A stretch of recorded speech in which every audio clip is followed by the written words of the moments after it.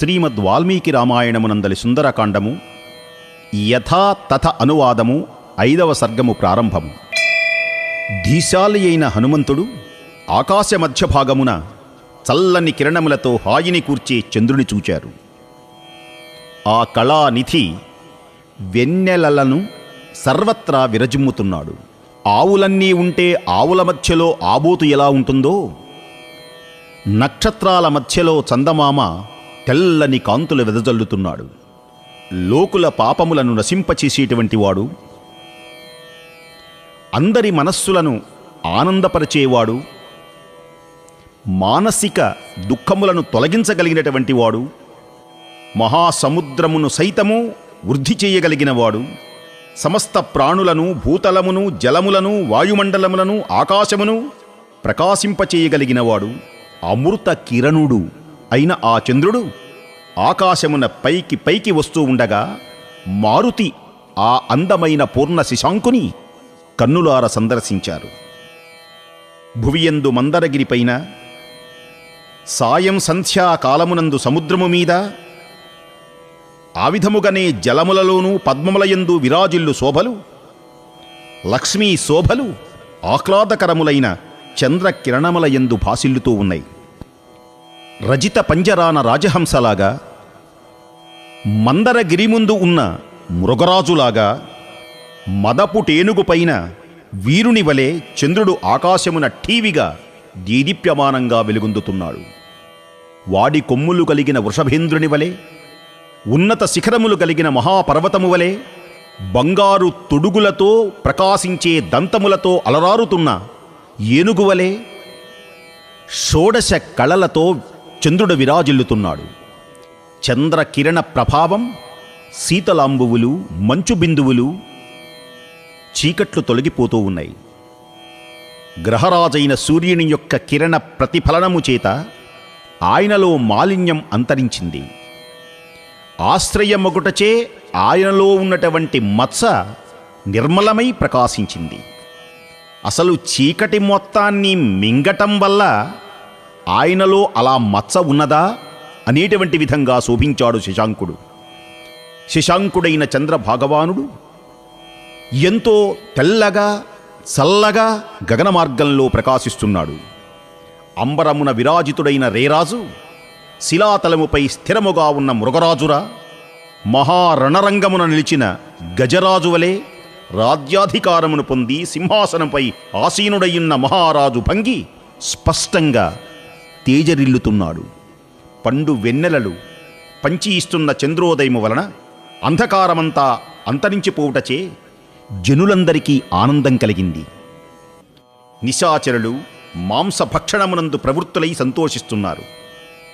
స్త్రీ పురుషులు ప్రణయ కలహములు వీలి చంద్రుని యొక్క చల్లని కిరణములు తగలగానే అనురాగ సౌఖ్యములతో ఓలలాడుతున్నారు. అందరినీ ఆనందమును కలిగించే ఆ దివ్యమైన ప్రదోషకాలం సీతాన్వేషణ తత్పరుడైన హనుమంతునకు సర్వ సుఖదాయకమై వెలుగొందుతున్నది. ముందుకు సాగుతున్నారు స్వామి. వీణా తంత్రి రవముల వీణుల విందు కావిస్తూ ఉన్నాయి. వీణానాదాలు, సుస్వరనాదాలు. అనుకూలవతులైన స్త్రీలు పతులతో కూడి హాయిగా నిద్రిస్తున్నారు. మిక్కిలి అద్భుతమైన భయంకరమైన ప్రవృత్తి గల నిశాచరులు హాయిగా వికటాట్టహాసం చేస్తూ విహారాలు సలుపుతున్నారు. ధీరుడు ప్రజ్ఞాశాలి అయిన ఆ హనుమంతుడు చూచిన గృహాలలో కొన్ని మధిరపాన మత్తులై స్పృహను కోల్పోయిన వారై నిండి ఉన్నారు. మరికొన్ని రథాశ్వములను, అంబారీలతో కూడిన గజములను కలిగి ఉన్నారు. ఇంకనూ కొన్ని వీరలక్ష్మి సంపన్నమై కలకలలాడుతూ ఉన్నాయి. ఆ గృహములలోని రాక్షసులలో కొందరు ఒకరినొకరు పరిహసించుకుంటున్నారు. బలసిన బాహువులను ఒకరిపై ఒకరు వేసుకొని పెనవేసుకొని మధిరపాన చిత్తులై వారు అధికంగా ప్రేలాపనలు చేస్తున్నారు. వారు పరస్పరం బెదిరించుకుంటూ ఉన్నారు. కొందరు రాక్షసులు రొమ్ము విడుచుకొని ఉన్నారు. కొందరు తమ కాంతలపై తూలిపోయి హాయిగా పొరలాడుతున్నారు. మరికొందరు వివిధ వేషములను ధరించి ఉన్నారు. కొందరు బలమైన ధనస్సులను అటూ ఇటూ తిప్పుతున్నారు. ఇన్ని రకములైన రాక్షసులను ఆంజనేయస్వామి ఆ లంకాపురిలో వీక్షించారు. ఆ భవనంలో కొందరు కాంతలు అంగరాగాదులను అలముకొని మరికొందరు స్త్రీలు మరల నిద్రలో మునిగిపోతున్నారు. సుందర వదములైన కొందరు దరహాసములు చేస్తూ ఉన్నారు. కొందరు కుపితలు నిట్టూర్పులు విడుస్తున్నారు. ఆ లంకాపురి ఏనుగుల ఘీంకారముతో నిండి ఉన్నది. మిక్కిలి పూజ్యములైన సజ్జనులతో విరాజిల్లుతున్నది. ఆ పురి నిట్టూర్పులు విడుచుచున్న వీరులతో కూడినదై బుసలు కొట్టుచున్న సర్పములతో నిండిన ఒక మడుగువలే ఆ పురం ప్రకాశించింది. ఆ నగరమునందలి రాక్షసులలో బుద్ధిశాలురు ఉన్నారు. కొందరు వివిధ విద్యలలో ఆరితేరినటువంటి వారు ఉన్నారు. తమ యొక్క విద్యలను అనేక రకములుగా వ్యవహరిస్తూ లోకమునకు భయాన్ని కొలుపుతున్నారు. కొందరు ఆస్తికులు ఉన్నారు, కొందరు నాస్తికులు ఉన్నారు. వివిధములైనటువంటి స్వభావములు కలిగిన వారు, చక్కని పేర్లు కలిగిన వారు ఉన్నారు. ప్రముఖ రాక్షసులను ఆంజనేయ స్వామి వారు చూశారు. బుద్ధిశాలి అయిన మహానుభావుడు మిక్కిలి అందమైనటువంటి వారై ప్రకాశించే రాక్షసులను చూచి ఆనందించారు. సద్గుణ సంపన్నులు ఉన్నారు ఆ లంకాపురిలో. తమ స్వభావములకు అనుగుణముగా ప్రసరించుచు వాసికెక్కి అనేకమైనటువంటి కీర్తి ప్రతాప సద్గుణ శోభితులై వెలుగొందుతున్న మహానుభావులను కొందరిని ఆంజనేయ స్వామి వారు చూశారు. ఇంకా అతడు వికృతాకారము కలిగిన వారిని, అనుగుణముగా ప్రవర్తించేటువంటి వారిని చూశారు. మారుతి శ్రేష్టములైనటువంటి పురుషులను, తగినటువంటి సతులను, పతులయందు అనురాగము ప్రేమ కలిగినటువంటి వారిని, అనుగుణమైన మంచి ప్రవర్తన గల శీల సంపదలు కలిగినటువంటి వారిని చూశారు. ఇంకా తమ ప్రియులపైనను పానాదులయందు ఆసక్తి కలిగిన వారు, నక్షత్రముల వల్లే మిక్కిలి శోభిల్లేటువంటి రాక్షస స్త్రీలను చూచారు. తాగి తాగి మత్తెల్లిన రమణులు, దిశములతో శయనించు స్త్రీలు, మురిసి మురిపించు కామినీమణులు, అతి రతికెగసి మిఠారి కొమ్మలను ఆంజనేయ స్వామి చూశారు. చక్కని చుక్కలైన కొందరు స్త్రీలు అర్ధరాత్రమున తమ కాంతల కౌగిళ్లలో చిక్కి సిగ్గు దొంతలతో మునిగిపోయి ఆనంద పరవశులైన స్త్రీలను చూచారు. వారు పుష్పములచే కప్పబడిన పక్షివలే ప్రకాశిస్తున్నారు.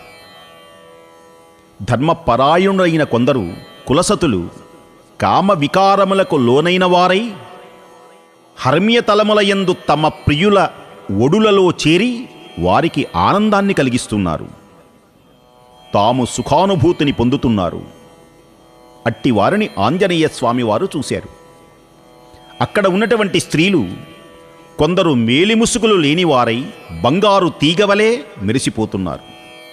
కొందరు రమణీమణులు తప్తకాంచన కాంతులతో విరాజిల్లుతున్నారు. మరికొందరు చంద్రుని వలె తెల్లని కాంతులతో ప్రకాశిస్తున్నారు. కొందరు సుందరాంగనలు ప్రియుని విరహతాపములకు లోనై బాధపడుతున్నారు. అట్టి లతాంగులను ఆంజనేయ స్వామివారు చూసి అనేక రకములైనటువంటి కాంతలను పదే పదే చూస్తున్నారు. స్వామి, దేనికని ఆడవారినే చూడాలి అనే మనకు అనుమానం కలగవచ్చు మధ్య మధ్యలో ఇవి మనం వింటున్నప్పుడు. సీతా మహాసాధ్వీమని స్త్రీ కనుక ఆయన స్త్రీలనే చూడాలి. అందుకనే ఏమేనేమో అనేక మంది స్త్రీలు కనపడుతూ ఉండగా ఆంజనేయ స్వామి అందరినీ పరిశీలనగా చూస్తున్నాడు. మనస్సులకు ఆహ్లాదాన్ని సమకూర్చే ప్రియులను పొంది మిక్కిలి ఆనందము అనుభవించుచున్న సుందరీ మణులను కపివరుడు కాంచినాడు. మనోహరముగా ఉన్న స్త్రీలు తమ తమ గృహములయందరి ఆనందమును పొందుతూ సంతోషించేటువంటి వారందరినీ చూశారు. చంద్రకాంతులున్న విరజిల్మే అతడి స్త్రీల ముఖములను, వంకరగా ఉన్న కనురెప్పలను, నేత్రములను, విద్యుత్ మాలల వలె మనోహరముగా ఉన్న వారి ఆభరణ పంక్తులను ఆంజనేయ స్వామివారు చూశారు. మిక్కిలి సౌందర్యవతి, ధర్మ మార్గమును అనుసరించి రాజవంశమున ఆవిర్భవించి వికసించిన లతవలే రూప సౌభాగ్యములు కలిగిన అయోనిజ కోమలాంగి సకల సద్గుణోపేత సర్వసులక్షణ లక్షిత జాత అవనీ జాత సీతామాత ఆంజనేయ స్వామి వారికి కనబడలేదు. ఎక్కడ ఉన్నది తల్లి, ఏమైనది తల్లి? పదే పదే వెతుకుతున్నారు. అవిచ్ఛిన్నమైన ధర్మ మార్గమయందు సంచరించేవాడు రాముని ఎడబాటు కారణముగా దుఃఖితయ్యి ఆయన దర్శనమునకై ఎదురుతిన్నులు చూచేటువంటి తల్లి ఎక్కడ ఉన్నది?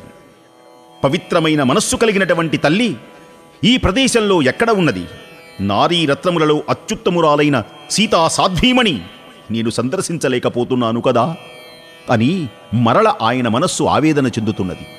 రాముని విరహముచే పరితపించుచున్న కన్నీరు మున్నీరుగా విలపిస్తూ గద్గద కంఠముతో ఒప్పుచున్నటువంటిది, లోగడ మేలైన బంగారు కంఠాభరణములను ధరించినట్టిది, అందమైన కనురెప్పలు కలిగిన మధురమైన కంఠస్వరములు కలిగిన వనమునందు చక్కగా నాట్యము చేయు మయూరి వలె విలసిల్లుచున్నటువంటి సీతామహాదేవి నా కంటికి కనపడలేదే.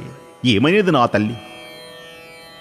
అస్పష్టమైన ఆకారము గల చంద్రలేఖవలే, ధూళి ధూసరితమైన బంగారు రేఖవలే, గాయము మానినను గుర్తుగా మిగిలిన బాణరేఖవలే, గాలి తాకిడికి చల్లా చెదరైన మేఘ శకలముల వలె కృషించి ఉన్న సీతాదేవి మాత్రం నా కంటికి కనపడలేదే. పావని పదే పదే బాధపడటం మొదలుపెట్టారు. ఇంత వర్ణన చెయ్యటానికి ఆంజనేయ స్వామి ఏదైనా పూర్వంలో సీతను చూశారా అని అనుమానం కలగవచ్చు. కానీ చూడలేదు. మహాపతివ్రత శిరోమణి భర్తను ఎడబాసి ఎలా ఉంటుందో జ్ఞాని అయిన ఆంజనేయ స్వామి వారు ఊహించుకుంటున్నారు.